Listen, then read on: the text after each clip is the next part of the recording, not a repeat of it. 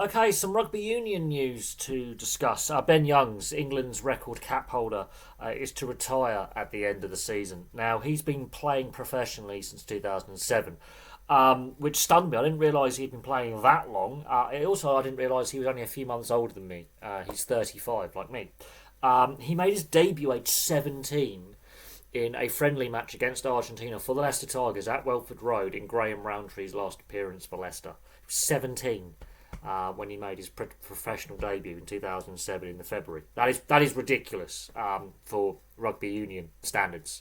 It's very, very rare that in either code of rugby, league or union, that a player younger than 18 makes a debut. You need to get special dispensation for a player under the age of 18 to debut for the senior side. So very rare that basically a teenager debuts. So far, he's made 332 appearances for the Leicester Tigers. Now, of course, he's going to appear in more games before the end of the season, but so far, as of recording, he's made 332 appearances. He's scored 47 tries, so that's not a bad return for a scrum half. Because they're more distributors than try scorers. So 47 tries in his club career is not a bad return. It's pretty handy. Scoring the meat pies. It's his Test career where it's quite an impressive Test career. So between 2010 and 2023 for England, he appeared in 127 Tests and he scored 20 tries. And if you think about that, his try to game ratio at Test level is better than at club level, which is astounding in my opinion, because Test level is that step up.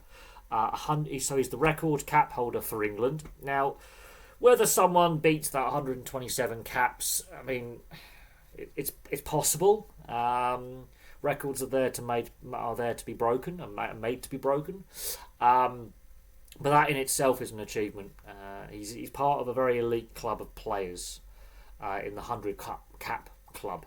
There's very few players that make 100 caps. To make 127 and be a record appearance holder for your country, that is a special achievement. He also was on the very successful 2013 British and Irish Lions tour to Australia. He played two tests for the British and Irish Lions against Australia in that 3-test series. He's got some impressive silverware to his name as a player. Obviously, he didn't win the Rugby World Cup, but he did appear in a Rugby World Cup final. But you've got to look at the amount of honours he's actually won. With the Lions, he won the 2013 series. With England, he's won the Six Nations on 4 occasions, including a Grand Slam in 2011, 2016, which was a Grand Slam year, 2017 and 2020, which was COVID disrupted. With the Leicester Tigers, he's had a lot of success at club level. He's won the Premiership in his debut season in 2007. He was part of that squad. He had played enough games to get a winners' medal. 2009, 2010, 2013 and 2022. He's also won the Anglo-Welsh Cup as a player on 3 occasions, including in his debut season of 2007, again in 2012 and in 2017. So, club level, he's had a very, very successful career to this point. He could still win yet more silverware if Leicester make the Premiership final and go on to win. He's going to make more than 332 appearances at club level, but at this current time, as of recording, he's played 332 times for Leicester. Looking at his England Test record of caps, potentially it could be broken if a player plays long enough, but he played 13 years for England, and yeah, people could argue by the end, maybe favouritism from the coaches kept him in there. There were some more exciting scrum halves that could have changed games for England, and maybe he carried his Test career on a year or two too long, potentially. But at the same time, he was still playing well enough at club level to get selected. And look, you don't win that many Six Nations titles and appear in World Cup finals and appear for the British and Irish Lions if you're an average player. You've got to be a pretty decent player to play that many games. He's had a fantastic career, and he's been a great servant to the sport, both for England and the Lions and for Leicester, and for the sport in general. He's been a fantastic servant, and as I say, he's part of a very small group of players, which does grow every year, the 100 cap club.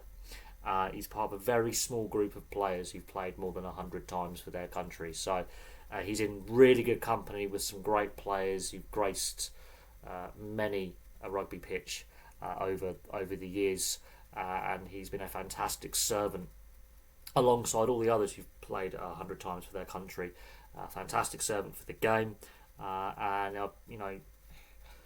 obviously he plays for a club that I don't support, but you have to admit he's played in some pretty good Leicester sides, and he stuck with Leicester when they had some disappointing seasons as well. Like they have had some disappointing seasons. He could have been lured away by another club, but he decided to stick with Leicester when they were having their ups and downs, and he's been a great one club man. So there we go.